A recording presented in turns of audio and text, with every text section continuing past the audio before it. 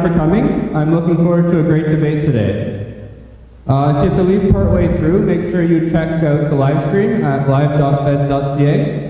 And we've also been using the hashtag UWVotes to promote voting, and it's the official hashtag for the debate. After you vote, either this week or on October 19th, if you say that you voted using the hashtag, you'll be entered into a draw. Stay tuned afterwards for the meet and greet in the bomber. And remember, you can vote this week on campus in MC 2036 or 2037, or in South Campus Hall at the Laurel Room. All you'll need is a driver's license or a photo ID and something with your address on it. If you don't vote today or this week, make sure you do vote on October 19th. Now, on to the debate. We've randomly drawn the speaking orders of the answers to the questions, and Emmett will be explaining that soon. And today we have the 4 candidates: Peter Brade, Bardish Chagger, Diane Freeman, and Richard Walsh. So I'll now pass you to Emmett McFarlane, our moderator. He's a professor in political science at the University of Waterloo.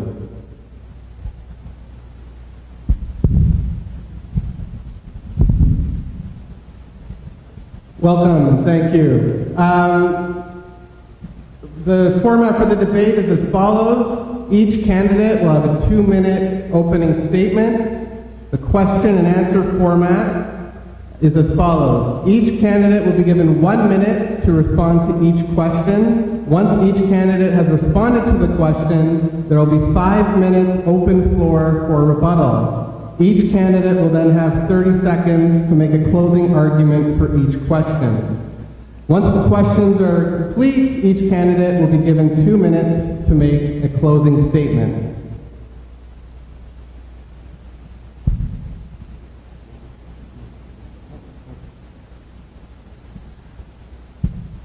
So for opening statements, Mr. Brade, go ahead.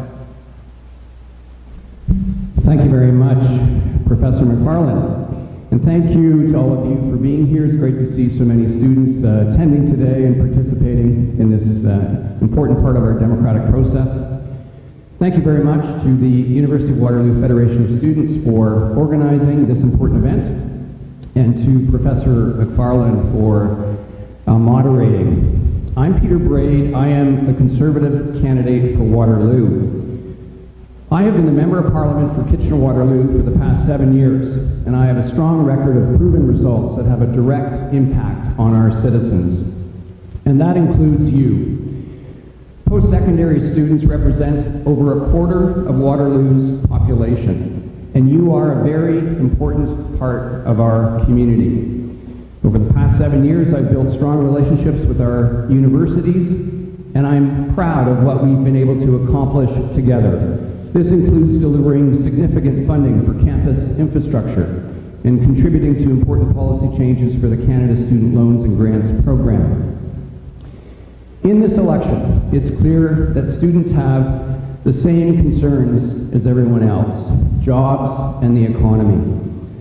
Students are making a significant investment, both in money and in time, to pursue higher education. They want to know that their investment will pay off after graduation with a good quality job, with jobs and opportunities. And that's what the Conservative Party wants to accomplish as well: a strong economy that will create the kind of jobs that students are looking for. So we are reducing taxes, maintaining a balanced budget, and of course continuing to make strategic investments in key areas that will strengthen our economy and our society. Canada's students represent the future of our country, and from my perspective, the future indeed looks very bright. I look forward to hearing from you today, to discussing issues of concern, and thank you very much again for being here.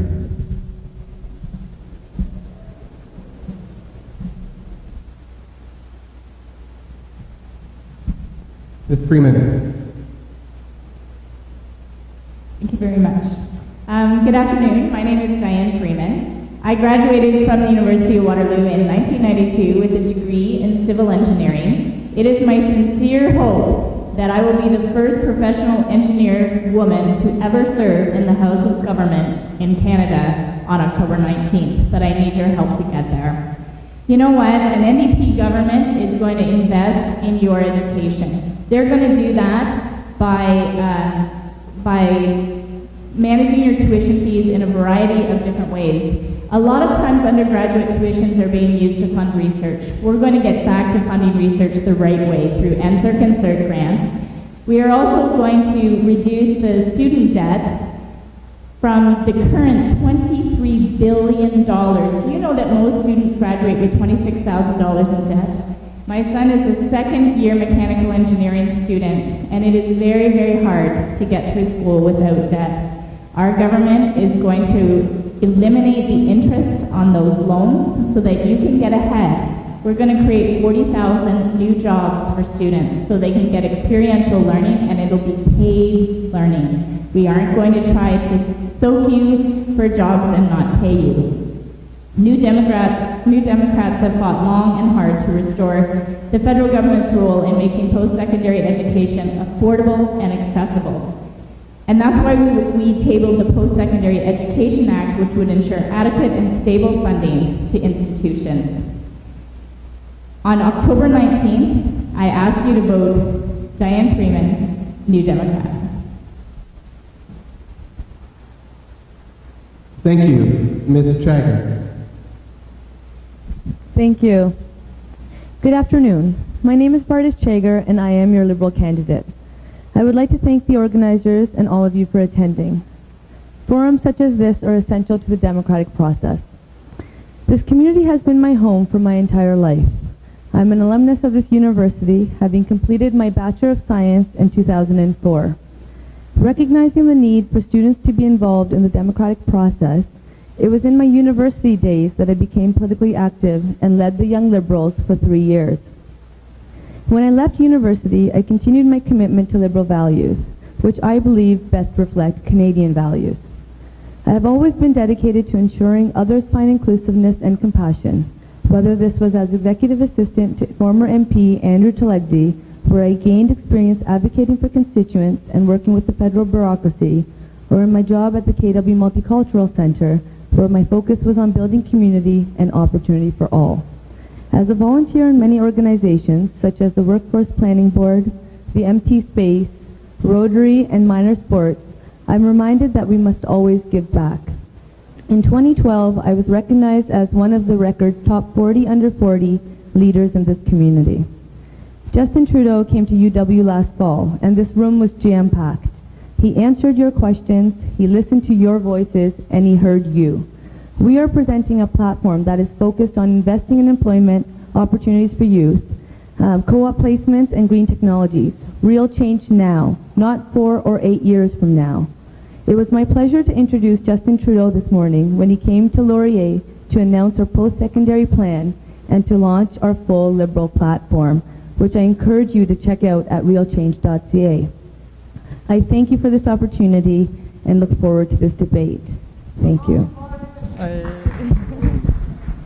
Thank you. Mr. Walsh. Canada and Waterloo region are at a crossroads.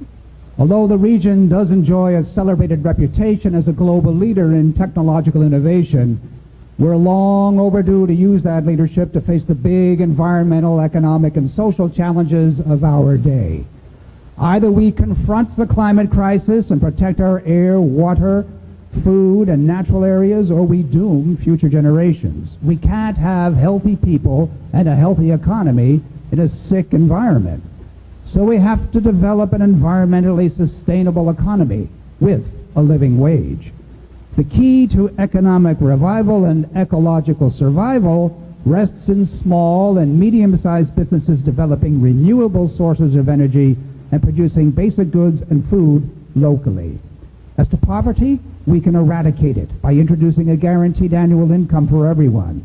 We also should institute reconciliation measures for First Nations peoples. We should spend our health care dollars much more wisely on prevention, introduce a national pharmacare program, and provide community supports for anyone with physical, mental, and mental health challenges. Skills training, college and university should be tuition-free, and student loans above $10,000 forgiven. Every vote should count in our democracy, but it doesn't. So we should introduce proportional representation in federal elections limit the Prime Minister's power, and rescind Bill C-51. Internationally, we should help resolve conflicts peacefully and provide more support to nations and refugees in need. As your Green MP, I'll put real democracy first, not party loyalty, and work really hard to keep the next government accountable. As Elizabeth May has demonstrated so clearly, a Green voice in Ottawa can make a huge difference. Thank you. Thank you. Before I turn the mic over to Stefan here for our first question, for the candidates' edification, Alicia here will be providing you with 30-second and 10-second warnings. If you see her with her hand up, it means you've gone over time. Thanks. All right, so the first question, very pertinent to a lot of our Waterloo students. How will you help to enhance cooperative education in Canada? Sorry, should I repeat it? Okay. How will you help to enhance cooperative education in Canada? Starting off, we have Ms. Freeman. Thank you very much. The NDP government is committed to creating 40,000 new jobs for students. They'll be through internships, co-ops, mentorships, apprenticeships, and we want to create a lot of those jobs right in the federal sector so that we can ensure that you have access to those jobs. And we'll work with partners to enhance their co-op offerings as well. We're doing that by lowering taxes immediately on small and medium-sized businesses, which are the primary job creators in Canada, and we want to ensure that you folks are having access to those jobs. My son is currently on a co-op term at Linamar, and for folks that are in engineering, they might know that Linamar is a Tier 1 supplier. And our government investments in automotive and aerospace industries, which will also help to create more learning opportunities for graduates. Thank you. Ms. Checker. Thank you for the question. So, born and raised in this community, and what I love about this community is that we are leaders. University of Waterloo was built in 1957, and it was Dr. Hagee, Ira Needles, and a bunch of other what I would call pioneers at the time that not only built the University of Waterloo, and it was a dream. Nobody thought we would be this big, but we are. We were the creators and, laid the blueprint for co-op education that is today witnessed and looked at by other institutions around, I would say, the nation and the world. So the Liberal government is committed to investing $40 million each year to help employers create more co-op placements for students in science, technology, engineering, math, and business programs. And I think this is a sufficient start. So thank you. Thank you. Mr. Walsh. The Green Party does not directly address the question of cooperative education in its platform, but it does directly address these elements that are intrinsically important to anyone who is a student in a post-secondary institution, such as a college or a university. First, the Green Party will improve integrated education and cooperative programs by restoring and expanding the federal student summer job program. So that's the federal student summer job program. The Green Party also believes in providing reliable data on labor markets, something we don't have presently, to ensure an accurate representation of that market. Without accurate job statistics, we don't really have a way to project for the future. In addition, the Green Party will ban unpaid internships, increase access to trade apprentice programs, and provide federal employment for roughly 40,000 youth across the nation, aged 18 to 25, for 4 years, creating a total of 160,000 youth positions. The Green Party is, in spirit, strongly in support of co-op education. Specific elements, as I just noted, have not been identified in the party platform. Thank you. Thank you. Mr. Brade. Well, thank you very much. This is a key question, and it's appropriate that we address this question here at the University of Waterloo, the pioneer of co-op education programs here in our country. Of course, this university is known as a world leader in science, technology, engineering, math, and math, also known as a world leader when it comes to the co-op education programs. This is clearly a model that we want to find policy responses to continue to optimize and maximize both in this community and across the country. It's a program that's clearly a win-win. It's a win for the student because they gain valuable work experience. It's a win for the employer because they benefit from that student's contribution.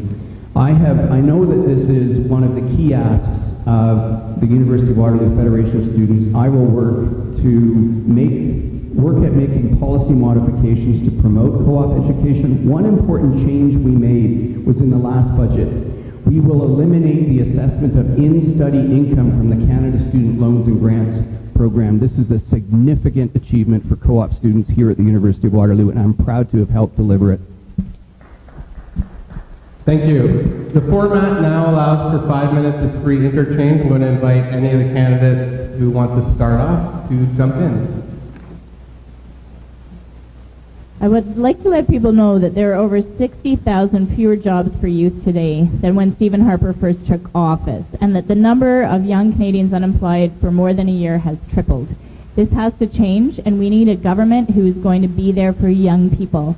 I know as a parent of a son who's in second year university that we cannot be talking about something as trite as helping to not take taxes back on your co-op term. We need real jobs for real people, real employment where you're going to get real experience and you're going to get paid for it. And we're going to create 40,000 new jobs. We're going to make sure that we are getting rid of your loan income or the interest on your loans, and we are going to really help you get ahead. So you've got that experience, you've built your resume, and you are ready and able to be job creators and high earners like you're entitled to after you've committed all this time to your post-secondary education.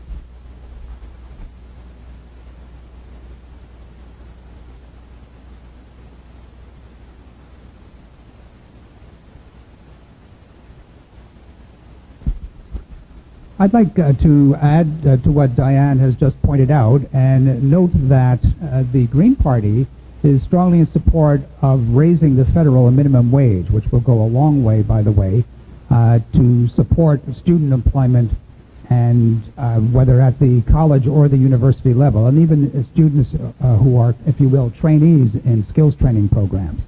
In addition to that, the Green Party, as I noted at the outset, is in favor of the concept of a guaranteed annual income, or basic income as what's known. And you might know that this was tried out already in Dauphin, Manitoba, way back in the 1970s, and then was canceled, I think, in 1979.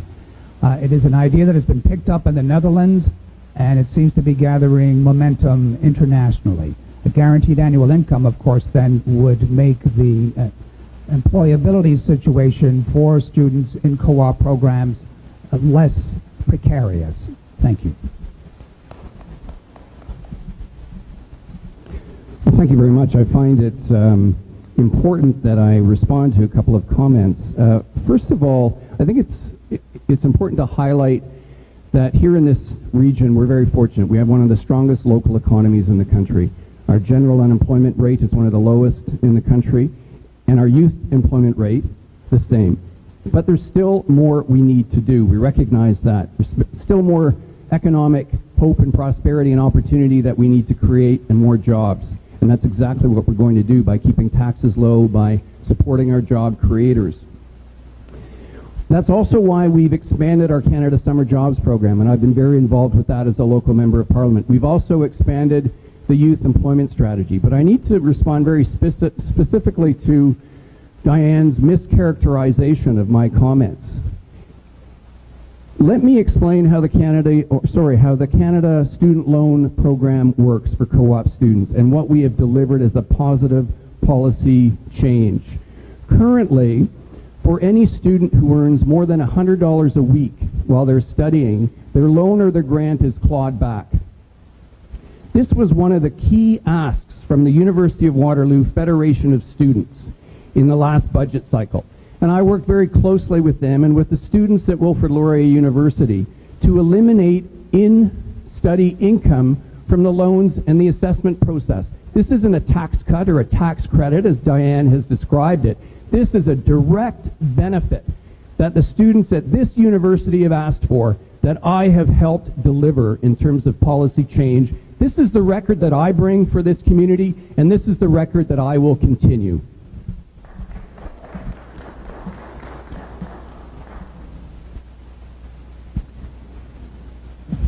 The nice thing about elections is that we finally get to talk about the things that we need to talk about. And I hope that we continue the conversation outside of election time as well, because that's how change really takes place. So myself, I'd be the most recent graduate at this table, and I relate to what's going on today. The reality is we graduate, and there's not the opportunities that should exist, that need to exist. The benefit of investing in co-op is that students have the opportunity to obtain experience that works in your favor when you're applying for jobs, because employers will always look for experience. And that's where it's not to say that good work hasn't been done. In a community like Waterloo, we are capable of bigger and better. And that's where we're saying, let's not be satisfied with the status quo. Let's achieve as much as we can, and let's shoot for the stars. Thank you. Thank you. You each have 30 seconds to close on this question. Ms. Freeman. Thank you very much. You know what? The NDP has a plan. I haven't heard a plan. We have a plan. We are going to create 40,000 new jobs. We are going to get youth working. We are going to make sure those are paid internships. We are going to phase out interest on your student loans. We've made a $150 million commitment for 50,000 new grants, and we're going to do that within a balanced budget. We're going to stop partisan spending, and we are going to invest in you. Thank you. Ms. Jagger. So we're in so much to do in a minute. Okay, so when it comes to the Liberal, the platform's been released today. There's a lot of information in that platform, and we're smart. We're in university, we're educating, so I encourage you to look at the details. We are creating jobs. There is a multi-pronged approach, recognizing that the future of Canadians, of our nation, needs to be invested in now. So you'll notice that the changes that we are implementing, encouraging, start now, not 4 or 8 years from now, because we need investment today for your jobs tomorrow. Thank you. Thank you. Mr. Walsh. I am pleased that Diane, the NDP candidate, showed that she has awareness of the Green Party platform, and that the NDP in general is following the Green Party platform, which was promoted weeks before the New Democrats, or the Liberals for that matter. So the point I'm trying to get at is that the Green Party stands solidly behind making university and college and skills trade training affordable for everyone, regardless of your socioeconomic status and that of your family. Thank you. Thank you. Mr. Brade. Well, the original question was about how we can find ways to continue to support and expand the co-op education program. This is one of the models of success here in Waterloo, one of many, including innovation. And as a member of Parliament, I have promoted those models of success from our community in the desire, with the objective, to see them promoted across the country and expanded and potentially replicated as well. And that's the contribution we have as residents of Waterloo, is to see that the things that we have created can in fact make positive policy contributions to the rest of the country. Thank you.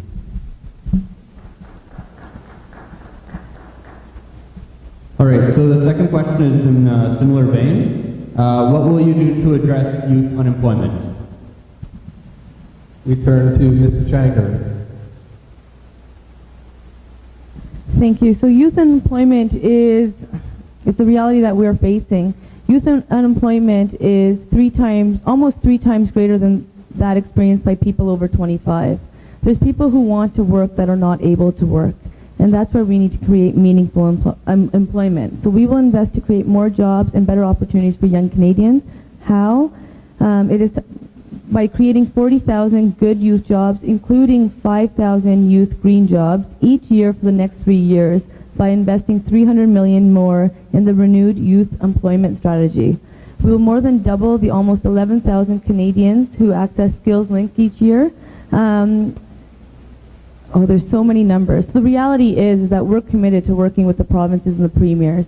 We want to create the opportunities that you need for tomorrow, and we will do whatever it takes so that it's beneficial to you. And that's what Justin Trudeau is doing. He's listening to you and taking the answers from Canadians, because we recognize that we've got a lot to offer. So by working with the experts, we will continue this conversation in a bit. Thank you. Thank you. Mr. Walsh. When we speak of this community as being one in which there is a low unemployment rate, we need to keep in mind that underemployment is actually much more widespread than the low employment rate would suggest. And from my experience as a recently retired university professor of psychology for 29 years at Wilfrid Laurier University, I can assure you that every academic term, 2 terms a year, I would observe the number of students in my courses, perhaps because of the dullness of my lecturing, falling asleep at the switch. They were so tired because of trying to hang on to part-time jobs to pay their tuition costs and ancillary costs. They had difficulty paying attention. And in those part-time jobs, they were being paid, of course, low minimum wage. So what the Green Party proposes, as I noted in response to the previous question, is banning unpaid internships. That's slave labor. Increase access to trade apprentice programs and providing employment. And again, we were the first out of the starting blocks. I'm sorry, Mr. Walsh, we have to continue to Mr. Brade. I've been asked to be strict here. Thank you very much. We need to do a number of things and take a number of policy approaches. The first thing, of course, we need to do is do everything we can as a government to create the conditions for the economy to thrive, for jobs to be created. And as Conservatives, we're going to do that by keeping taxes low, by living within our means, by keeping our budget balanced. We've lowered taxes for large businesses, and we will continue to lower taxes for small businesses as well, from 11% to 9%. Small businesses create over 75% of our jobs here in Canada. As I articulated earlier as well, we have expanded the Canada Summer Jobs Program. We've expanded the Youth Employment Strategy, and I will continue to work with the student associations at both universities to ensure that we're maximizing all opportunities in this community and across the country. Thank you, Ms. Freeman. Thank you. So this really gets to the heart. I've already talked about the 40,000 jobs we'll be creating, but I want to speak to some other pieces. When we talk about the economy on 16 different indicators, this government has had the worst economic record of any government since the Great Depression. And I want to be clear on that. You know, Tom Mulcair is going to protect 76,000 good aerospace jobs across Canada. That's a future for co-op students to enter into. He's going to protect 120,000 good automotive jobs. That's right where my son's working. He is getting that experiential co-op learning so that he can go on and get a full-time job. He's going to create opportunities for youth. He's going to partner with municipalities and Indigenous governments to hire apprenticeships for infrastructure projects. We are going to invest $1.3 billion in transportation, and we're going to invest another $1.3 billion in infrastructure. So you know what? That's a lot of jobs that we are going to create for you and for your future. Thank you. We have 5 minutes for open floor rebuttal. Mr. Walsh, since I rudely cut you off, if you'd like to take the first foray, feel free. Thank you. The point I'd like to add to my previous remarks is this, that the Green Party proposes, and I alluded to this in my opening remarks but didn't name it and didn't elaborate on it. The Green Party proposes a national youth, community, and environment service corps with a $1 billion allocation yearly for local municipalities to hire Canadian youths for community service. This will help serve as a kind of building block, coupled, of course, with an efficacious co-op education option, will help bridge the gap between graduation on the one hand and moving into one's chosen career on the other hand for those students who find it difficult to make that transition. So often I've encountered graduates of our programs at Laurier who immediately after graduation end up in the service industry or in retail and remain stuck there because Even though their qualifications are high, job opportunities are low, and this is unjust.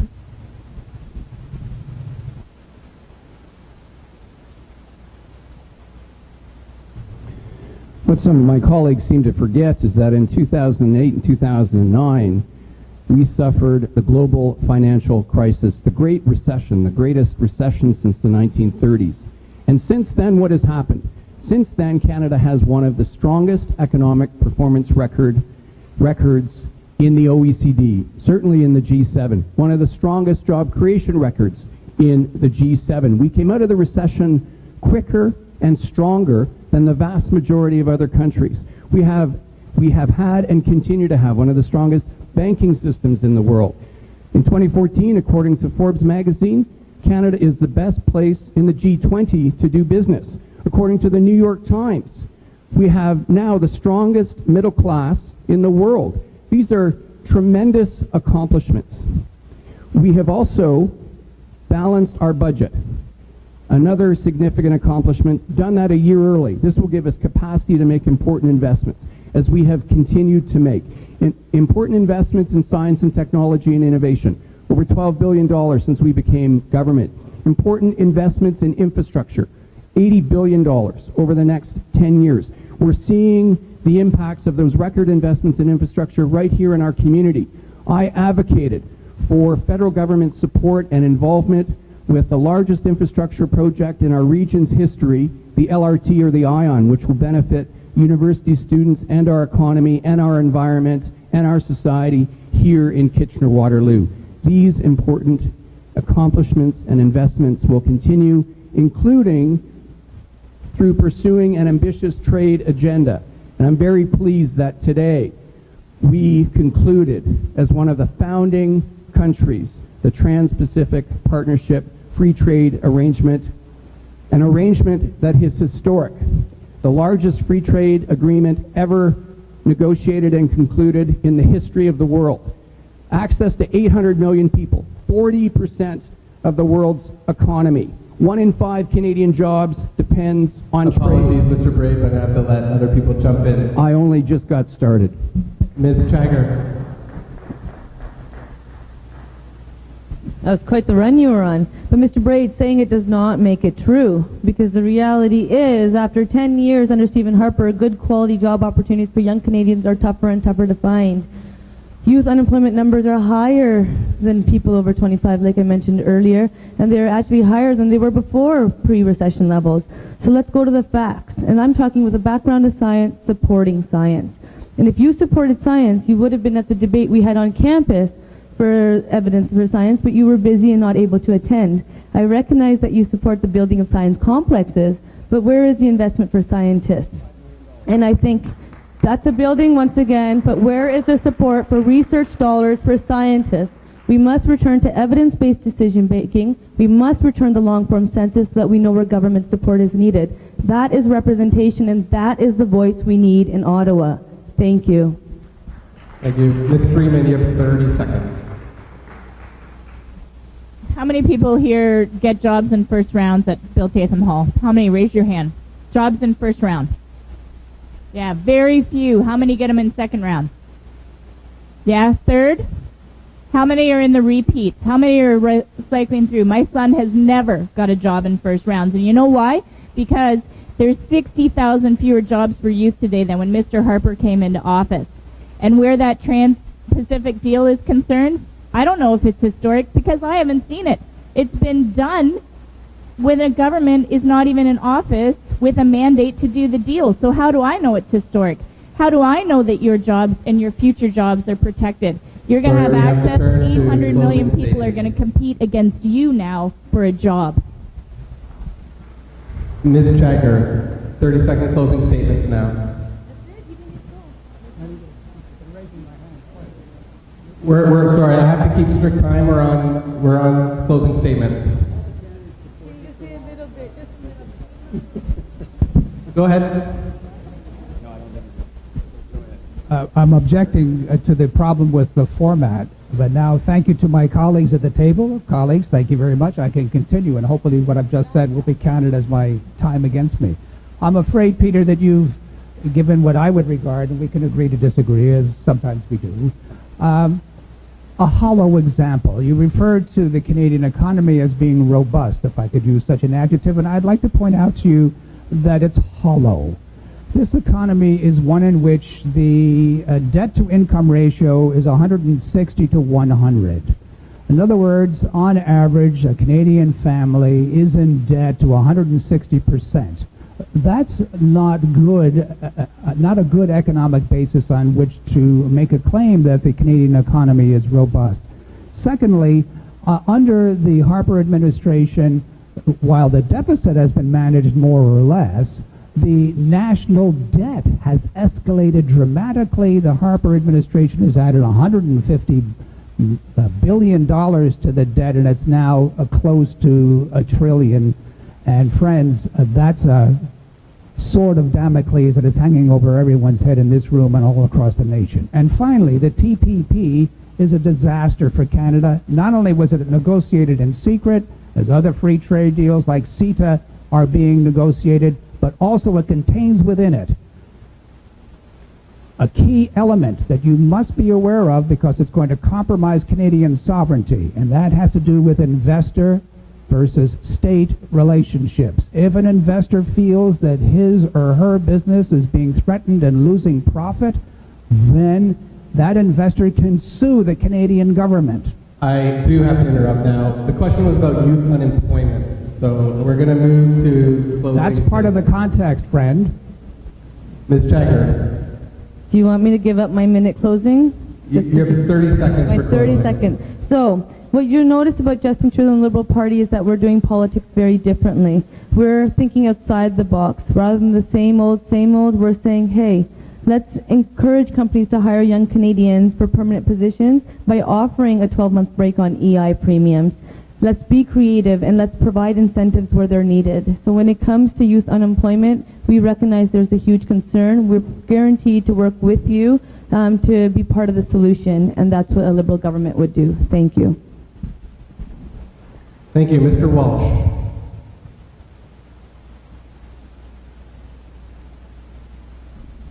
In 30 seconds, let me say that the status of youth employment is tenuous. Youth employment and unemployment must be seen in the larger context of what is the state of employment for Canada as a whole. And in general, as the Canadian Federation of Labour and the Ontario Federation of Labour and Unifor and other labour unions would tell you, Canadian workers have been in a precarious situation because of the austerity policies pursued both by the Liberals and by the Conservatives, of course, and which probably will be pursued by the Tom Mulcair New Democrats. Thank you, Mr. Brade. As I explained, we've increased support for the Canada Student Jobs Program. We've increased support for the Youth Employment Strategy. Now at over $300 million a year, we've created 5,000 paid internships for recent post-secondary graduates. Here in Kitchener-Waterloo, we've created real success and an economic accomplishment, and I look forward to continuing to work with you to achieve further success and momentum. Thank you. Thank you, Ms. Freeman. Thank you. As outlined, an NDP government is prepared to work with you and the universities to create more jobs for co-op students in youth employment. I've walked in your shoes. I know what you're doing. I know the path. My son's walking in your shoes, and I'm helping him pursue that as well. 40,000 new jobs for sure. That's job number one as soon as we get into office. Thank you.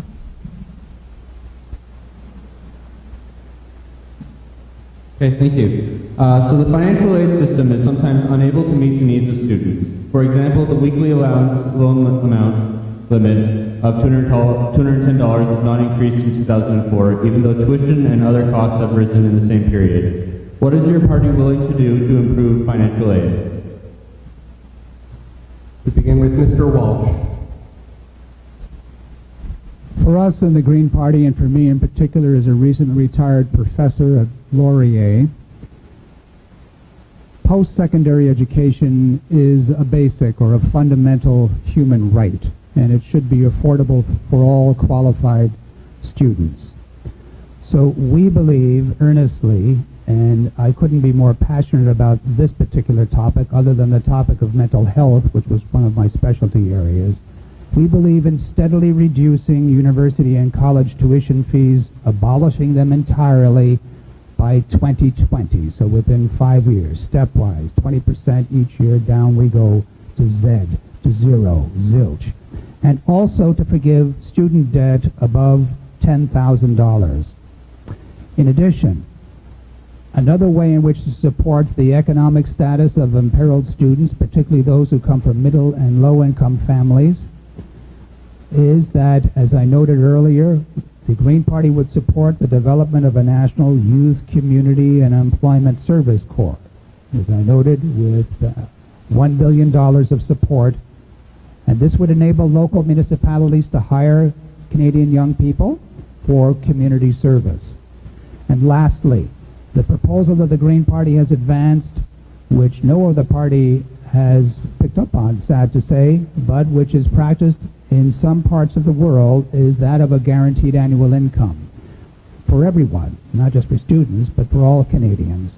And that would cover basic daily living costs and take the pressure off students, whether at university, college, or in skills training programs. Thank you. Mr. Brade. So the area in which the federal government has responsibility here, the space that we operate is with the Canada Student Loans and Grants programs. And with each federal budget, we have had a series of successive improvements and enhancements to that program. Improvements and enhancements that have been requested by your student governments.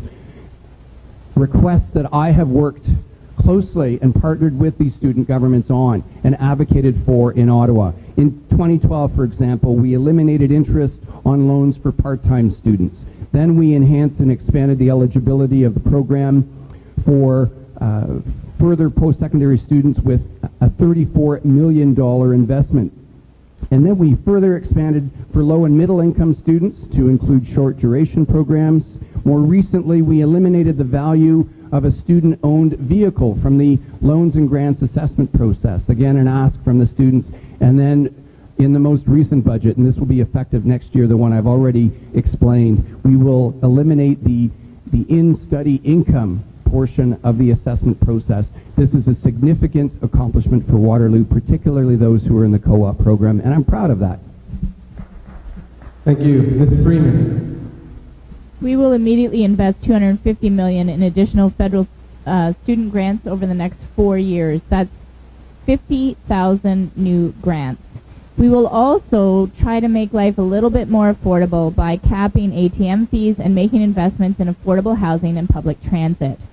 Again, we really, really want to focus on youth employment because I know that how important it is to meet your tuition obligations if you have the ability to earn money on a co-op term. It's so critical. We use co-op not just for experiential learning, but to help get through school. And I want to make sure that you can get through school with the smallest loans and grants that you can. Thank you. Ms. Jagger. So we just released this pillar of our platform today, and it was really exciting and it was really well received. I recall meeting with the Federation of Students here on campus, and we were listening, and today's platform shows that our actions speak louder than our words because we're willing to make the commitments.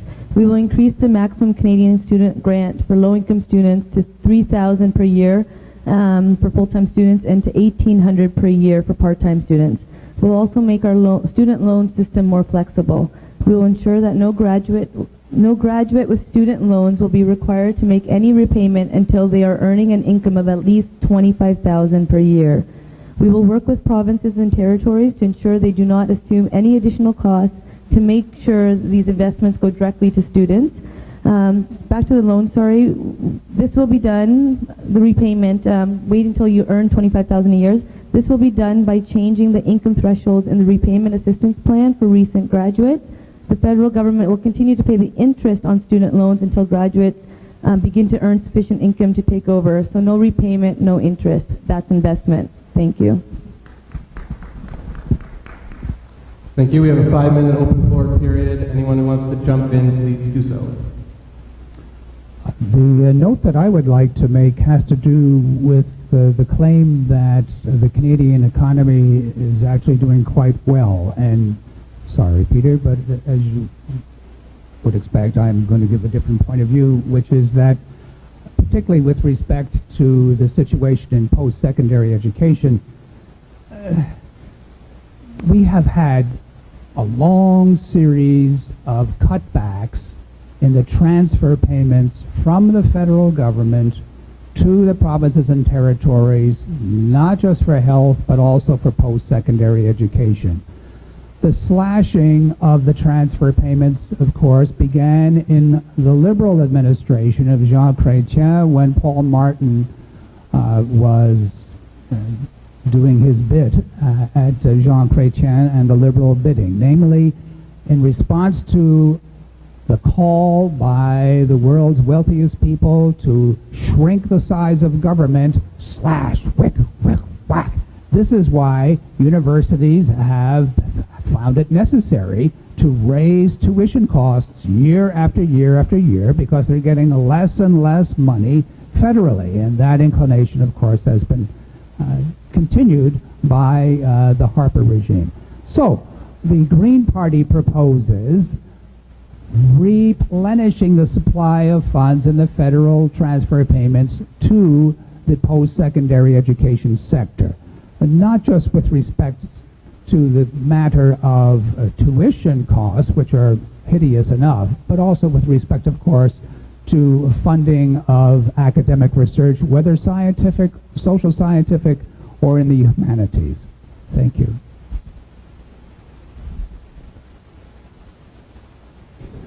I appreciate Mr. Walsh's intervention here, and he certainly provided an accurate assessment of what happened under the Liberal government.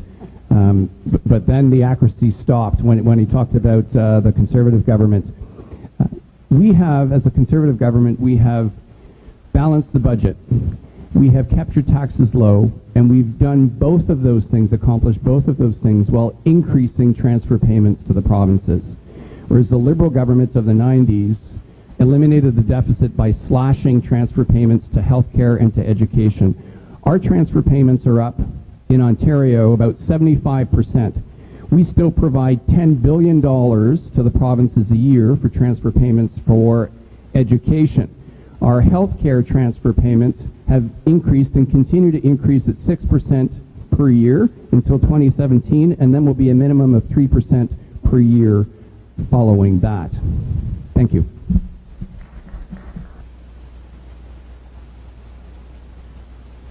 Once again, saying it doesn't make it true, Mr. Brade. So I recognize that the Liberal government did have some hard decisions to make when we were in power.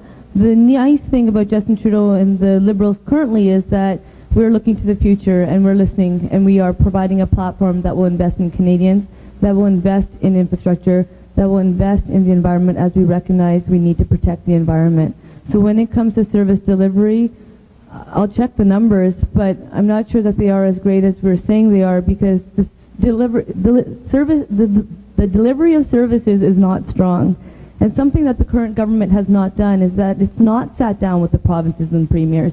They have not sat down with the Canadian Prime Minister for almost a decade. And that is a problem. That is something that Justin Trudeau is committed to doing. He's committed to sitting down with the provinces and the premiers, because we recognize that service delivery happens at the provincial level. We need to be working with the provincial governments as well as the municipalities. Thank you. This question is about financial aid, and we really need to look at the reasons why students are seeking financial aid. And the reason is that over the last 10 years, Canada's economy has been the worst since the Great Depression, and families cannot get ahead. And so they don't have the ability to set aside those resources to help their children get through school without financial aid, and that's just not wrong. That's just not right. You know, Canadians need to have opportunities to work and get ahead, and to help their students and their families to get ahead while they're in school. We need a government who's not going to balance the budget only in election years. We need a government who's going to balance the budget every year, and an NDP government is going to do that. Thank you. For closing statements, Mr. Walsh. would just like to recommend to the members of the audience that you exercise your capacity for critical thinking. You're hearing claims and counterclaims and counterclaims from the members of the panel. Do your research. Look at the history of the various political parties and when they were the two political parties that have been in power, and analyze, assess the quality of the claims that are being made on the basis of evidence. One source of evidence that unfortunately under the Harper administration has been curtailed and because the role of this individual has been diminished is that of the parliamentary budget officer. And this is an individual in the House of Commons who can provide relatively objective information about the status of the nation's economy. We need to ensure that that office is as objective and as untainted by political meddling as possible. Thank you, Mr. Brade. Closing arguments on this question. As a community, we're also known for our partnership and for our collaboration. That's exactly what I've done with working with our universities, our university administrations, with our university student governments, and I will continue to do that. Thank you. Thank you, Ms. Freeman. Government will invest in your future. Ms. Jagger. I think it's important to recognize on a question about financial assistance that it is an investment. It's kind of like buying a house. Most people will have to take out a mortgage, and if you take care of it, you will see that the returns are great. Education is very important. I'm proud to have educated at this institution. I'm proud to have my Bachelor of Science. It's provided me many opportunities. But we need to make sure that you're able to put yourselves in a position to succeed and pay back any loans that you're taking. And that's something the Liberal platform is providing you. Thank you. Thank you. I have the privilege of asking the fourth question, and the political scientist in me is coming out a little bit. For the past several decades, we have seen an increasing concentration of power in the hands of the Prime Minister and in party leaders generally.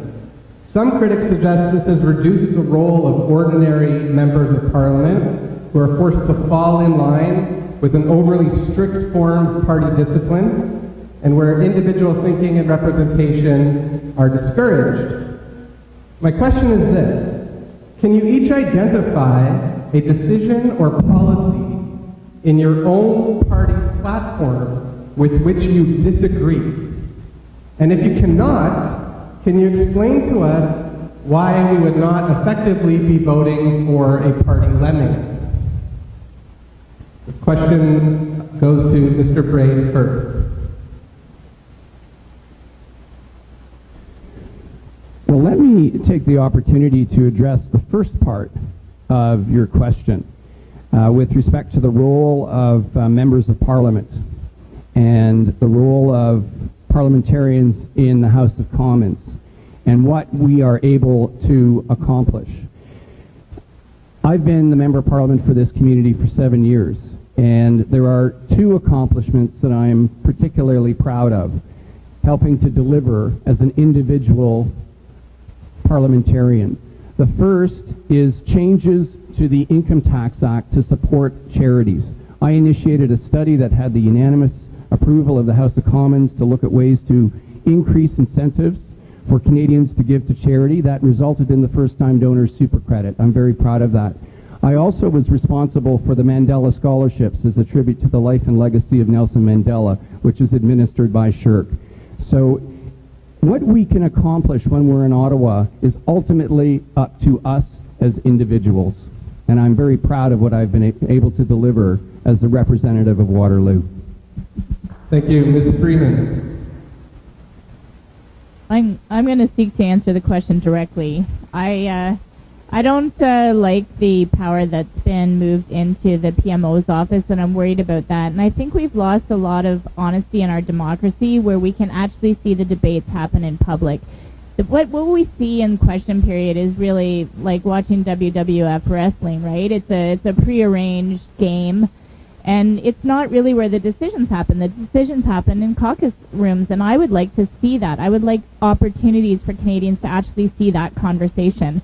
In terms of thinking about a policy in which I disagree, I kind of have thought a lot about the tax-free savings accounts, and I've been trying to think about that piece. Our platform is to reduce them from $10,000 to $5,000 for tax-free savings accounts, and I guess I know that it really helps some households where there's a really high earner and one that has lower earners. But then I thought to myself, well, if you have a household where two people are living at or near the poverty level, right now they're actually financing through their taxes that family where one parent makes a really good salary and the other parent has maybe chosen not to work. And so I've kind of thought maybe there's not balance in that, and it's not right. And so I'm trying to navigate through our party policy on that piece personally.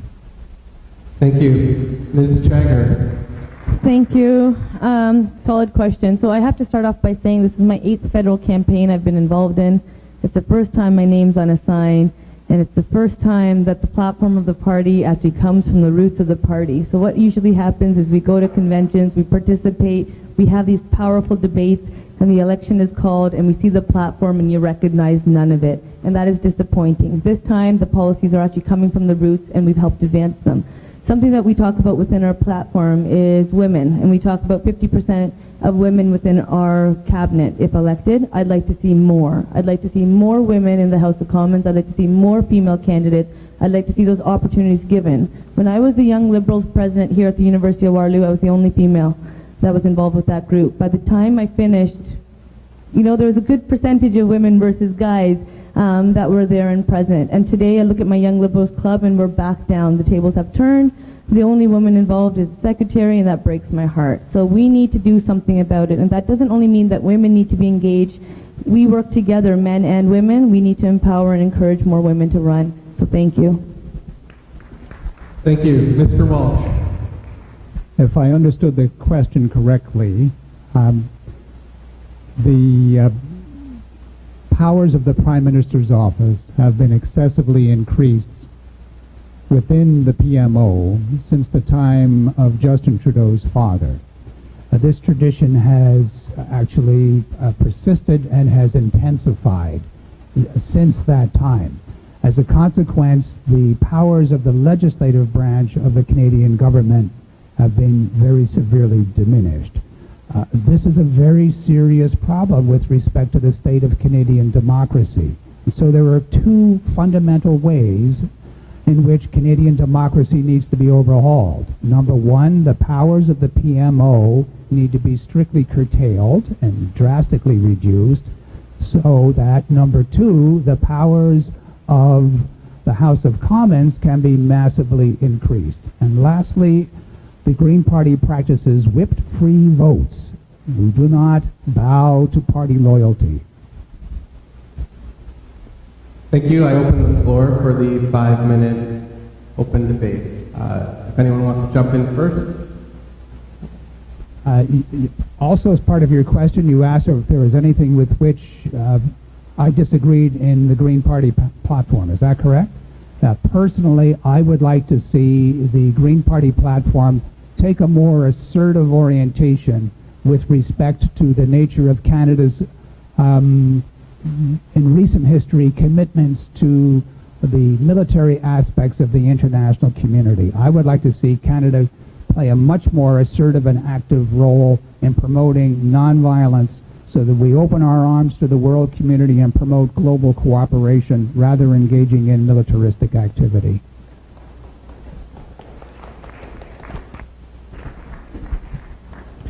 Coming back to the original question, I would like to see in this country a greater discussion on the environment. And I think we have, as a community, two very concrete ways to contribute to this. One is I'd like to see, of course, again, we're the center of innovation. I'd like to see innovation play a greater role in promoting and protecting the environment and promoting environmental sustainability. I want to see even greater levels of support for clean tech and green tech. The other thing I want to see, the second example, and we have, again, a wonderful model here in Waterloo region, sustainable Waterloo region, a community-based approach to reducing our carbon footprint and reducing greenhouse gas emissions. Sustainable Waterloo Region is an organization that works in partnership with municipalities, with businesses. They've reduced the carbon footprint to the equivalent of removing 10,000 cars off the streets of Waterloo Region. This is a significant accomplishment. I'd like to see this sort of thing done across the country, from communities up.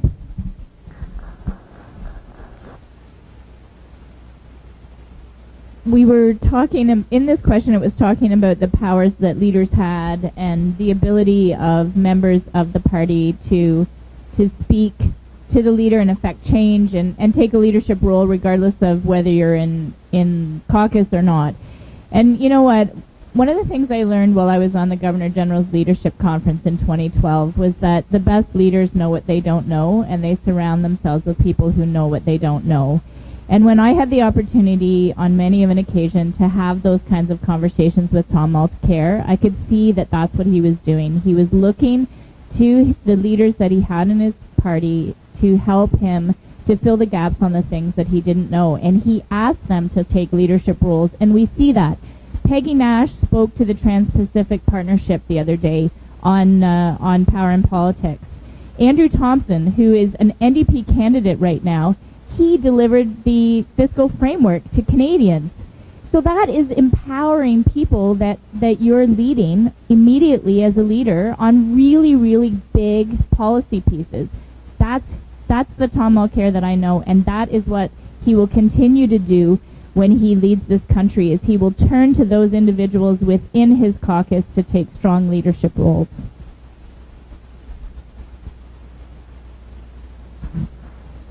So Liberal Party platform is a direct investment in Canada, and we're loving it. So we're recognizing that people will talk about deficits and so forth. The current government has added $150 billion to the national debt. That is a lot of money. The Liberal government's recognizing, if elected, that we need to invest in infrastructure. My generation, your generation, will be paying for not only infrastructure, we'll be paying for the environmental deficit, and I'm pleased to hear that you support more improvements to the environment, because though Mr. Brade might, his government doesn't. And his actions, the government's actions will definitely show, and there's been plenty of time to have action on it. And I recognize, Mr. Brade, that you're loving the Liberal platform, and I appreciate your support, and I thank you for reading it, because it is a step in the right direction, and I think that's what we need to do. We need to invest in infrastructure. We need to invest in employment. Government does not directly create jobs, but we create the environment for employment to occur, and that's what a Liberal government will do. We're willing to work with you. Thank you. I'll wait till my minute. How much time do I get? Here you have 40 seconds. Thank you. And then you're closing. Thank you. Okay. So what I would like to point out is that the question from the moderator, I thought, had to do with problems in Canadian democracy, if I understood you correctly. There is a problem that we haven't talked about so far, and that has to do with the nature of our electoral system. We are overdue in Canada for a system of proportional representation that would bring Canada back into the international stream that is the norm, namely using some form of proportional representation for Canadian elections, so that, for example, in 2011, when Peter's party won 40% of the vote but a majority of the seats, this would no longer occur by switching from first past the post to a form of proportional representation. 1, 2, 3 parties support it.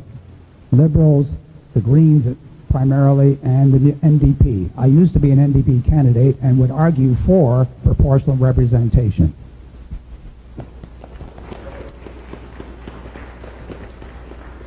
Thank you. I now invite closing arguments on this question. Mr. Brade.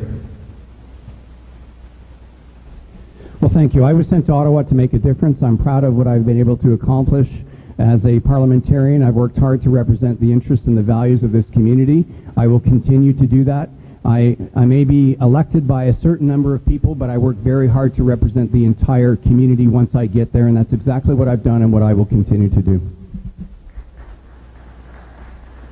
Thank you, Ms. Freeman. When we talk about leaders who are standing up for Canadians, Tom Mulcair stood up for Canadians on Bill C-51, and he was the only leader that did that. That bill takes away your civil rights and my civil rights, and it is just downright wrong. And we need more and more leaders that are willing to stand up for our freedoms and our rights. Thank you, Ms. Jagger. Sorry, 30 seconds. Okay, I'm going to talk fast, and I can talk fast. On the Prime Minister's office, check out the debates when it comes, the interviews with Peter Mansbridge. Justin Trudeau talks about the centralization of the Prime Minister's office. He recognizes it started with his father. He wants to do something about it. He wants to be part of the solution, not attack the problem. When it comes to proportional representation, electoral reform, yes, Liberals do support it.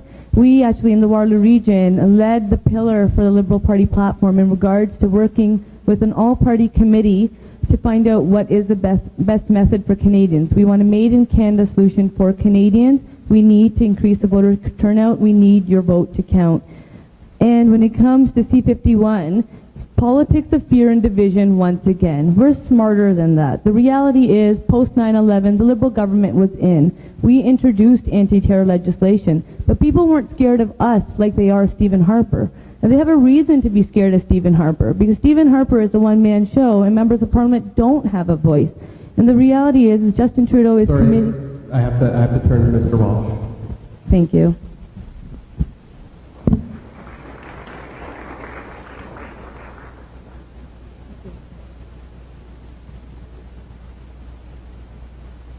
The state of Canadian democracy, as I've noted throughout this afternoon, is deplorable, and it needs a great deal of rehabilitation. And I want to reiterate some of the points that I've made because I believe they're very important. Number one, we need electoral reform such as proportional representation, but the Made in Canada solution that Bartis refers to was already recommended in 2004 by the Law Reform Commission of Canada. The research was already done. We already know what's best for Canada. It's the mixed method of proportional representation. Secondly, the second aspect of democratic reform that is desperately needed has to do with the nature of the power of the Prime Minister's office. And if we don't make that kind of change, then we will see even proportional representation undermined by the arrogated power that exists within the PMO. So the legislative branch needs to be restored to its full functioning. And lastly... Thank you. Sorry, I do have to turn to the next question. All right, so we've received a couple of questions in from Twitter. So if you would like to ask a question, please tweet them at me, at UWFedsVPN, or at UWFeds. So the first question from Twitter is, it's from Siobhan. I'm not sure if I'm pronouncing that correctly, but Siobhan. And what is your plan to make the city greener and more environmentally friendly? Thank you. We turn to Ms. Freeman.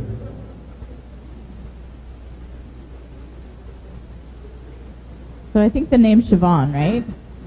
Yeah. So infrastructure, a big piece is to get two-day, all-day go. And we know that when we put more people on mass transit, that we're going to affect and improve our air quality. So that's a big piece. We're also going to be investing $1.3 billion over 20 years to support municipal infrastructure needs. We're looking at supporting a cap-and-trade system across Canada. So already the Ontario government has outlined a cap-and-trade system. So has the province of Quebec. Alberta's working on one. We want to bring that across Canada, and the resources that come into that, we will give all back to the provinces with the hope that they will invest all that in green infrastructure and improved air quality. Thank you. Ms. Jagger. So a Liberal government is recognizing that the environment and the economy have to go hand in hand. So we're investing in clean energy products and green technologies. We are investing in infrastructure, an unprecedented amount of infrastructure that the Federation of Canadian Municipalities, because FCM estimates that there is current infrastructure deficit of $171 billion. So we are making new investments in transit, social infrastructure, and affordable housing. We're nearly doubling federal infrastructure investment from $65 billion to $125 billion over the next decade. In regards to an earlier comment about in 2004 we knew what was best for Canadians, I graduated university in 2004. A lot has changed in 11 years, and I tell you it's time that we have that conversation again, and I encourage you to be part of it. Thank you. Thank you. Mr. Walsh.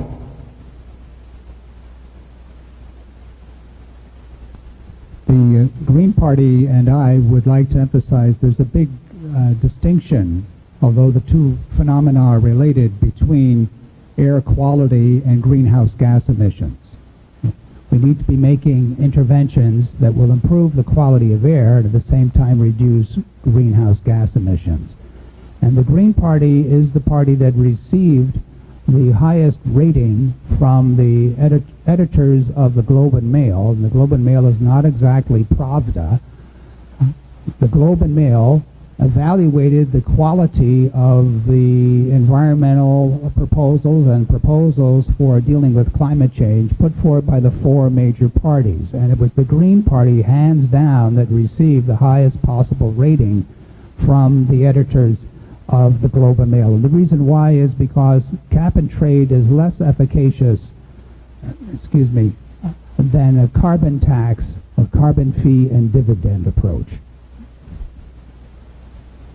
Thank you, Mr. Brade. Well, thank you very much. And again, while my colleagues can talk about what they may or may not do, I can talk about what I've done already here in this community. I have brought support, federal government support, for a new Faculty of the Environment building here on campus at the University of Waterloo. I have advocated for federal government involvement in our ION and our important public transit project, which of course will benefit our economy and our environment. I as well advocated for support an important water-related project, the Southern Ontario Water Consortium, which is a project that involves the University of Waterloo and 6 or 7 other universities in southwestern Ontario. I've also advocated for more support for clean tech. We have a federal government agency called Sustainable Development Technology Canada. They play an important role in supporting innovation in green tech. With respect to climate change, what we need, this is clearly an international challenge that requires an international solution. We need a binding agreement that involves the largest emitters in the world. That was the failure of Kyoto. It didn't have those things. We are optimistic that in the coming weeks, this is exactly what we will have in Paris, is an international agreement that will involve the major emitters and will be binding. And I am pleased about that optimism around the Paris Declaration. Thank you. We open to 5-minute open forum. Anyone who wants to jump in, Ms. Freeman. Worked in the area of air quality for the last 15 years. I graduated civil engineering. I work in air quality. I'm an avid cyclist. You know what? There's so much we can do here at home. My record is proven. As a city councillor, I was instrumental in bringing the Bike Friendly Communities program to Canada. And it's in Ontario right now. We plan to spread it across Canada. That gives incentives for communities to create cycling infrastructure and get people walking and riding their bikes. That has just been funded by the provincial government to provide more infrastructure funding to municipalities around green infrastructure. Here in Waterloo, we're implementing a protected bike lanes on King Street that was supported by Waterloo Council. And on Davenport Road, if you've been there, that was the first complete street to ever be constructed in Waterloo region.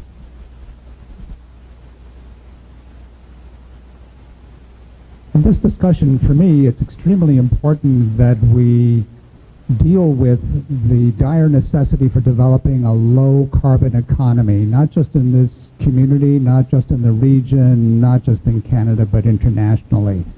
And so that's why the Green Party for a very long time has been advocating a major shift, not merely in environmental regulations, not merely with respect to consciousness about greenhouse gas emissions, but with respect to the key fact that whatever happens economically is only a consequence of what we have organized our society around in terms of appreciation for environmental conditions. If we don't live in an ecologically sustainable way, it doesn't matter really what technological innovations we've developed. We have to have a plan for responding in a holistic way to the conditions that we encounter, not just locally, but globally. And so far, Canada does not have that plan. That's a shame. A Green MP in Ottawa would ensure that we have a plan.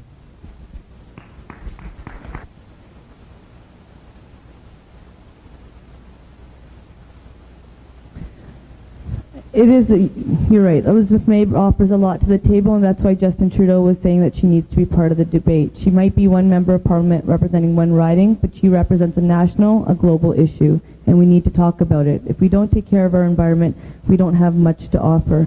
When it comes to any improvements really this nation has seen, it's been because of the provinces, the premiers. I remind you, the Prime Minister has not met with them, yet takes credit for them. You refer to Kyoto. Sure, there might be issues with Kyoto. The reality is members of parliament are elected to improve legislation. They're not just there to throw in the towel and oppose everything. You need to make legislation work. You need to make government work. You have to go to work, do your job to improve legislation in the best interest of Canadians.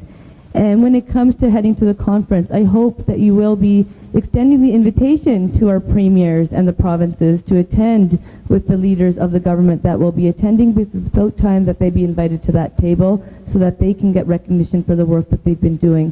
When it comes to myself, I'd like to represent the best interest of this constituency. We had an earlier conversation in regards to whipped votes and so forth. I want to point out that Justin Trudeau does not like omnibus legislation. He's committed to only whipping matters of confidence, which is a budget bill, a true budget bill, and matters and we're dealing with our platform or the Charter of Rights and Freedoms. And I encourage you to check out our platform, because not only because I helped with it, but it is pretty good. Thank you.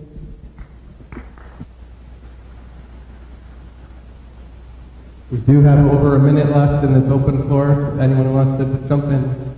I want to point out, by the way, that in the process of Canada developing a sustainable economic and environmental plan, we should practice what the Green Party is recommending, namely the development of a Council of Canadian Governments that would pick up on the notion that Bardish had just alluded to, namely of ensuring that all the provinces and territories and First Nations and the municipalities and the Prime Minister's office and the House of Commons be involved in a general conversation about what needs to occur with respect to all the major pieces that we need to implement to ensure that Canada can face the 21st century with chin up instead of head down, depressed because of the conditions under which we've been living. Point out that this current government withdrew from Kyoto. They muzzled scientists. They fired 4,000 federal researchers and slashed $1.1 billion in spending on science, technology, engineering, and math research in the last 4 years. We need investments in renewable energy. An NDP government will create $4.5 billion in green bonds. We will invest more money in the FCM Green Fund, which funds municipalities for green investments. That'll be used right here at home, because the City of Waterloo, the City of Kitchener, Cambridge, and the region have projects that are construction ready to go after those Green Fund innovation dollars. And we will also strengthen Canada's green procurement policy by electrifying the federal fleet of vehicles. Okay, we turn to closing arts. Ms. Freeman, you had the first round if you want to. Thank you very much. Again, we will be really making a huge investment in this particular aspect of climate change. We will reintroduce Jack Layton's Climate Change Accountability Act, which was passed in the House of Commons and then defeated by the unelected Senate. We will look at carbon pricing revenues, and Mr. Walsh is 100% right that climate change and air quality do not go hand in hand with greenhouse gas emissions. Air quality is a separate piece. It's local. It's not always long-range transport, and we need to make investments right here at home. Thank you, Ms. Chagger. I'm liking the fact that we're finally talking about the environment. So once upon a time, it was just the Green Party that talked about, and I appreciate you for bringing it forward. This election will not be about taking credit or what did you do. It will be about our vision to the future, our Canadian values, and what we'd like to see done. The fact that the environment is on the table, to me, is very important. Change starts with each of us, and we each have a role to play, so I think it's important that we recognize that the leadership has been coming from the provinces and the premiers, and we need to continue making inroads and doing more. Status quo is never enough. We are capable, definitely in this community, of bigger and better and doing more. Thank you. Thank you. Mr. Walsh. Although it is important that each of us as individuals take personal responsibility for what we can do in terms of our own lifestyles. Systemic change is what is required within the social system and the system of governance. And that's where government has to exercise leadership.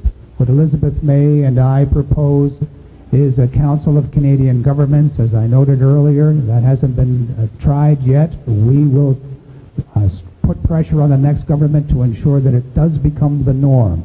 Council of Canadian Governments across all levels, federal, provincial, territorial, and municipal, and incorporating the input of First Nations peoples.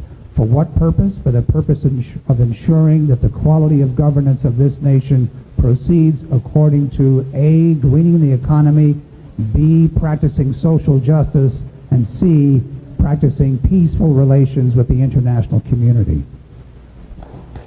Thank you. Mr. Brade. Well, thank you very much. And as I mentioned, what we need to do with climate change internationally is a global agreement that is binding and that involves the major emitters. And it looks like the Paris Declaration upcoming will provide that opportunity. I hope that that's the case. Canada has and will continue to take a sector-by-sector regulatory approach. We have been the only Canadian government in history to actually see greenhouse gas emissions go down. And we have done that without imposing costs on Canadians and Canadian consumers. The other very important fact about this is there needs to be a clear recognition that the Canadian and U.S. economy are very closely linked. So any efforts that we implement that deal with climate change need to go hand in hand with changes that the Americans make. Otherwise, if we make changes here in Canada, capital and investments and jobs will flow out of our country and go south to the United States. That is a completely irresponsible approach, and we will not allow that to happen.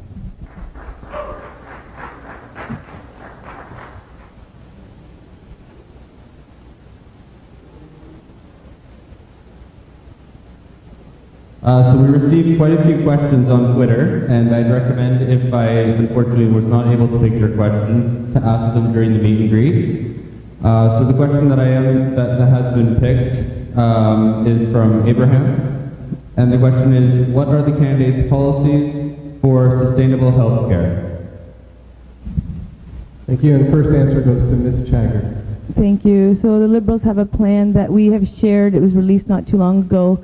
It is the first time in a long time that we're actually talking about mental health in this election, and it's important that we push forward a strategy. Mental health is definitely a factor when it comes to our population currently. So we're recognizing the need for a mental health strategy. We're recognizing the need to address pharmacare so that it is not your financial status or the city you live in or the province you live in that determines the benefits that you can get.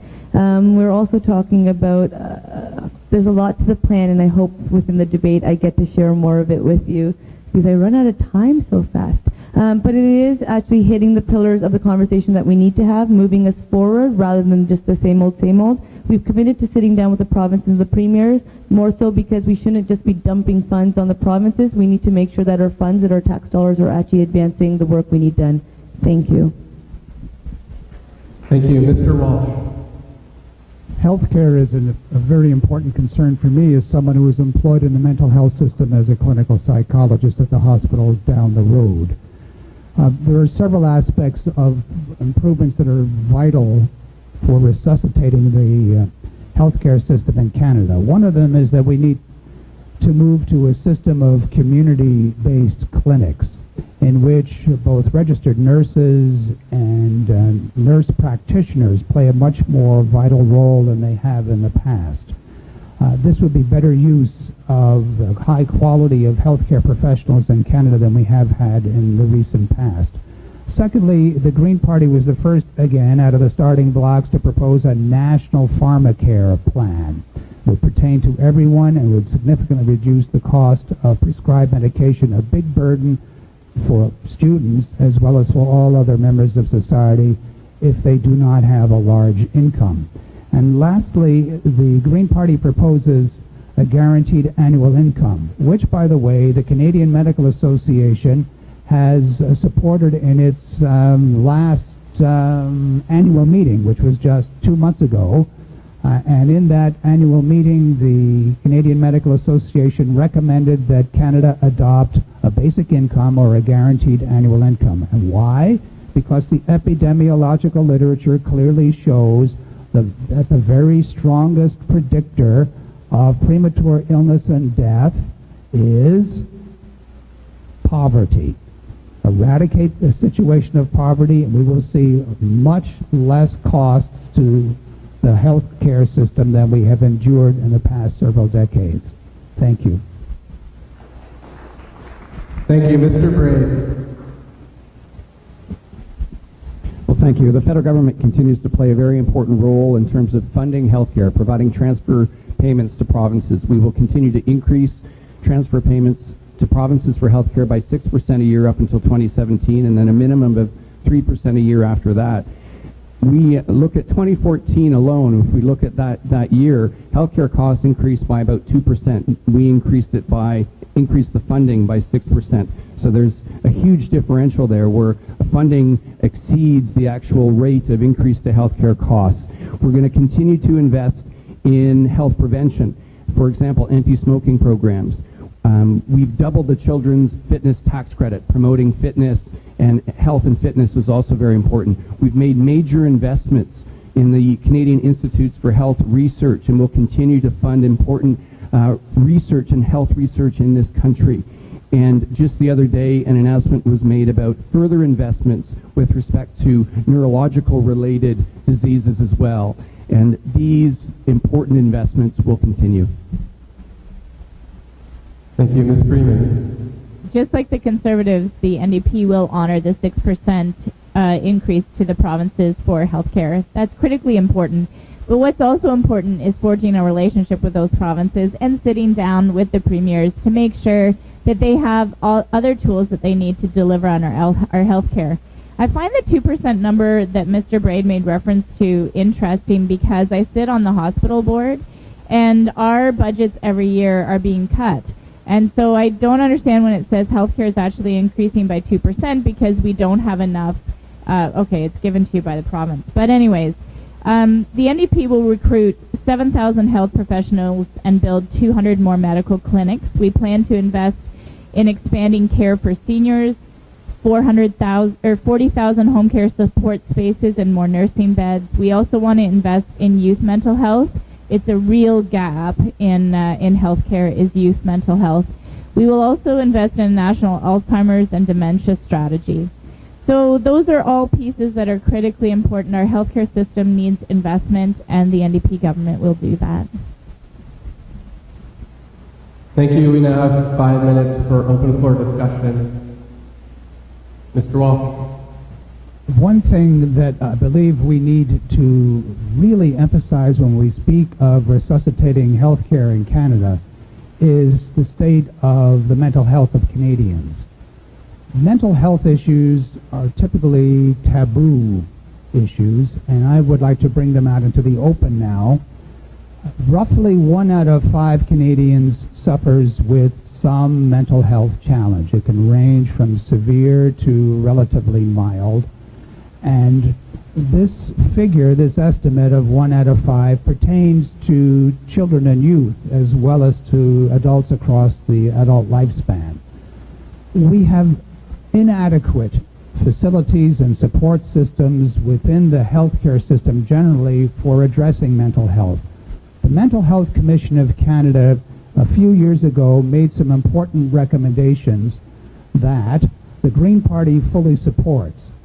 And among those recommendations is emphasizing the prevention of mental health problems, and of course prevention of mental health problems can be tied in to a guaranteed annual income, because one of the health and illness and disease impacts of low income is poverty. Right? Or poverty, being in a impoverished situation is likely to exacerbate mental health conditions or even, if you will, cause mental health difficulties. So improving the quality of mental health all across the nation is crucially important, not just for adults, but particularly for children and youth. the more we can intervene at the earlier ages, the more likely it is that in later ages and across the adult lifespan, there will be a decreased reliance on the healthcare system for mental health issues. Again, the question is primary prevention, and where we are unable to engage in a type of primary prevention, stopping the problems from happening in the first place, then at least let's intervene with what's called secondary prevention, providing resources and supports within every local community for those individuals who have already been identified with a mental health problem and are trying to cope as best they can in the local community. Thank you.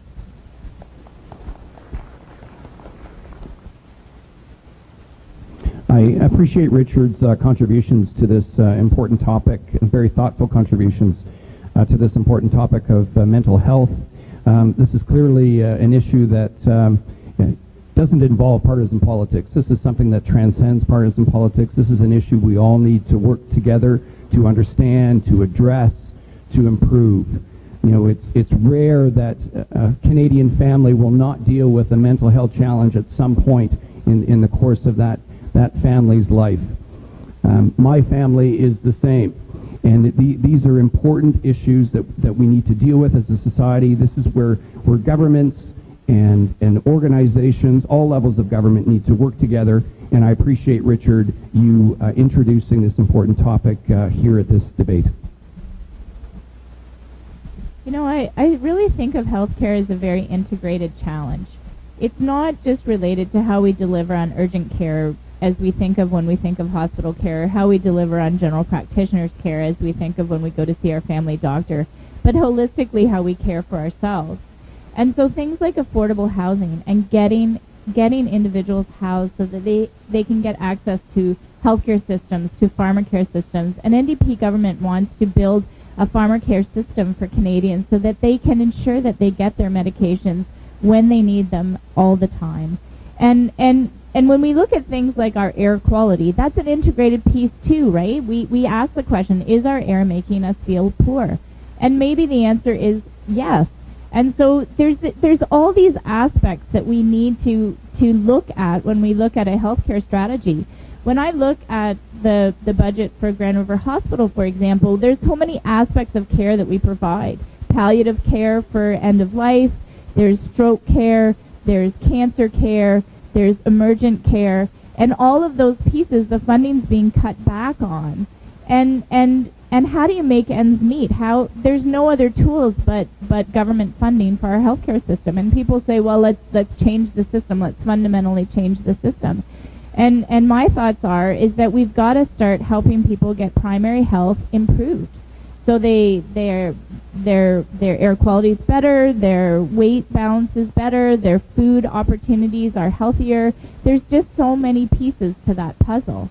And I know that I want to take my engineering thinking to Ottawa around this piece so that when we have discussions on healthcare, they aren't limited just to the spending envelopes, but rather to this holistic piece to make sure that we're helping people get ahead in every area.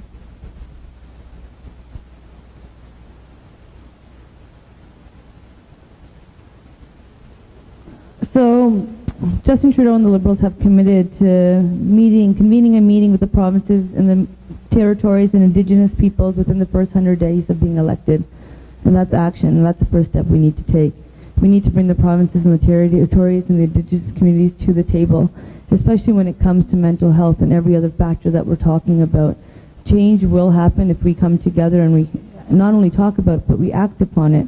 The Liberal investments that we're talking about are there. We're willing to run a deficit if we need to, because we recognize, along with the national debt and the environmental deficit and the infrastructure deficit I was talking about, we have a social infrastructure deficit. And we know that by the way we treat our seniors and our veterans today in vulnerable populations.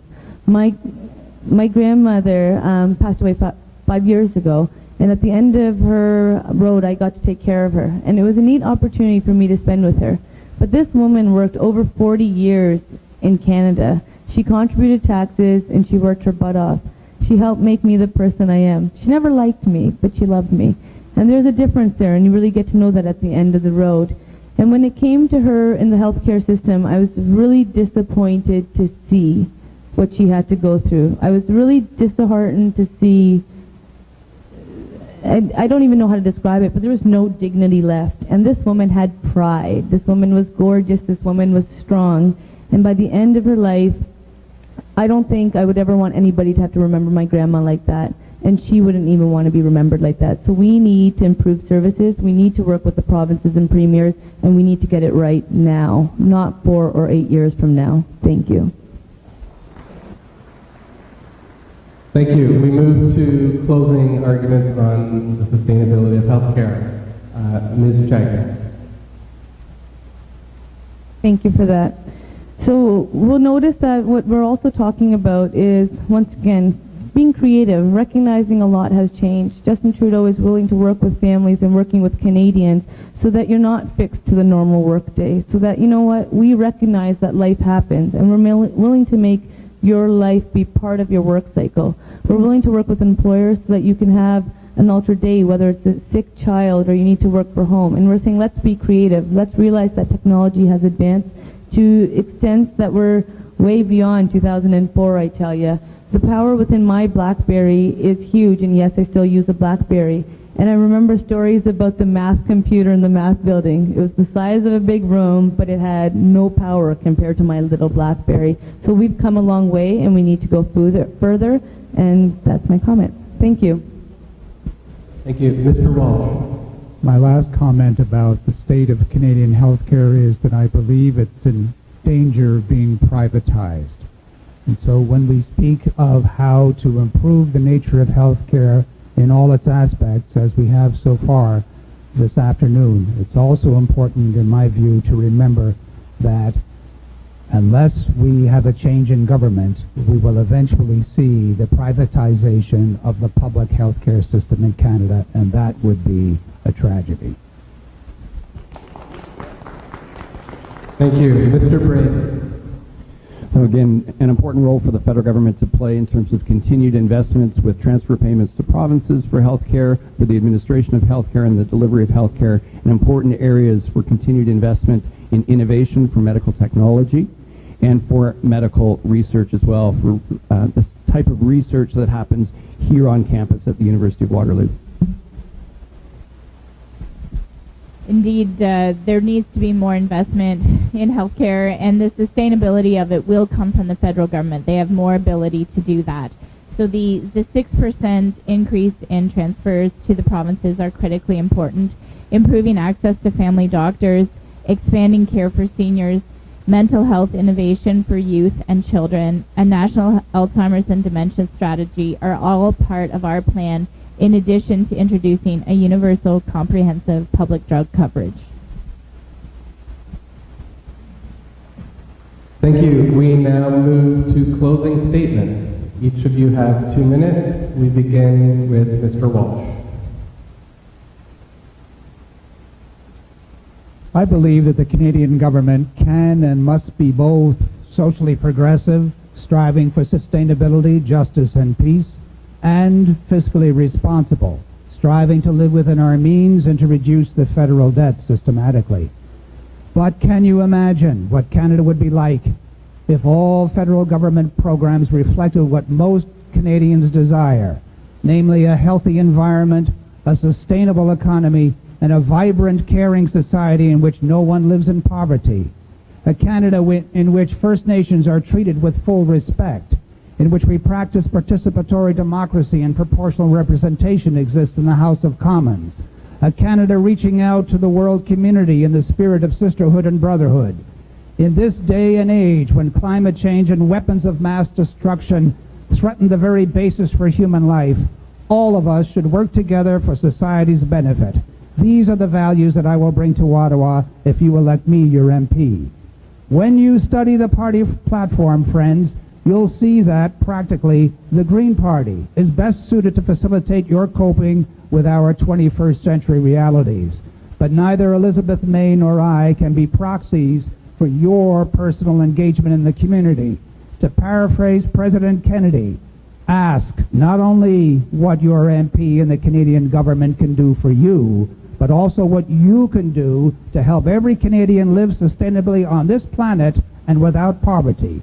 Don't miss this opportunity for making a mindful and heartfelt commitment to active citizenship and changing the world for the better.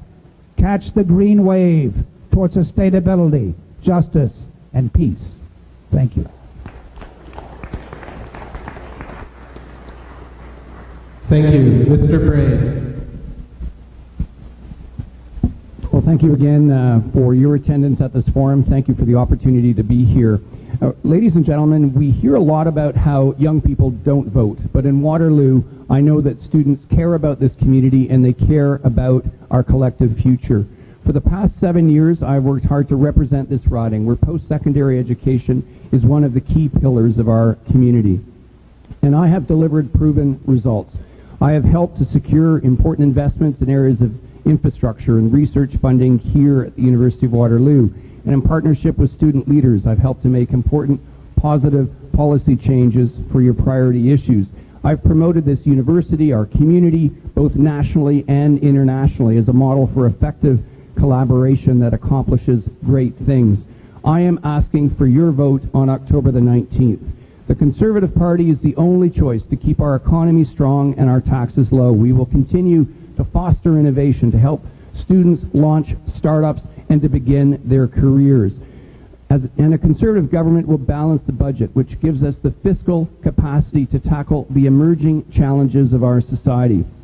And we will ensure that your generation is not stuck for paying for excessive spending promises. I've worked hard to reflect the values of this community, to advance our best interests, and to deliver positive results. And I look forward to building on the momentum that we have created together and to accomplishing even more things for this university and for our community. Thank you very much. Thank you. Ms. Freeman.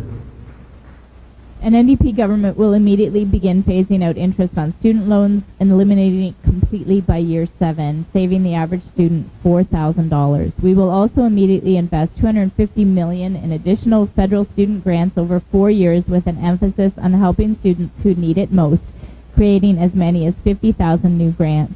We will make student life a little bit more affordable by capping ATM fees and making investments in affordable housing and public transit.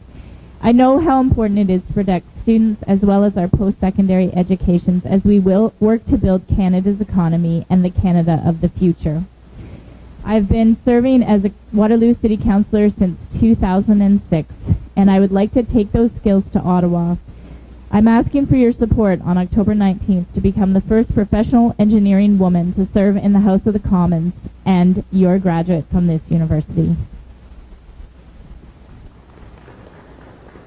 Thank you. Ms. Jagger. Time flies. Okay. So for me, this election is about Canadian values. Values which I feel have been systematically eroded under 10 years of Stephen Harper. To me, Canadian values are not about what a woman does or does not wear. They are not about pitting one group of Canadians against another. A Canadian is a Canadian is a Canadian. And Canadian values are not about division. At our best, we value compassion and inclusion and respect for the Canadian Charter of Rights and Freedoms. I want to see our values represented by our government. This country is not strong in spite of our differences, but because of them. I am running in this election to represent you. I know Canada must do better. We can be a just society of equity and respect for all. We can regain status on the international stage. And we must make decisions based on evidence, not ideology. There are many issues confronting Canadians. In order to address them, we must take a holistic approach that recognizes the interconnections between economic investment, education, health, social well-being, and the environment. Like Peter said, we're always hearing that young people don't care about politics. They say, we're not involved. Well, you're here. I'm here. We're involved, and we care. You know that in this election, the stakes are high. Voting locations are open on campus this week, starting today. So go out and vote. Tell your friends to vote. Let's make this happen. The voices of young Canadians have been ignored for far too long. We need real change now. Collectively, we can and must do better. Together, we can build a Canada that is prosperous and compassionate once again. My name is Brade Chager. I am your Liberal candidate, and I ask for your support. Any comments or questions, please let's keep this discussion going.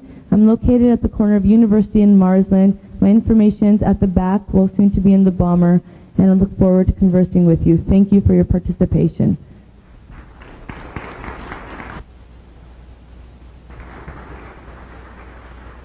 So thank you again for all the candidate responses. I guess we could give them another round of applause.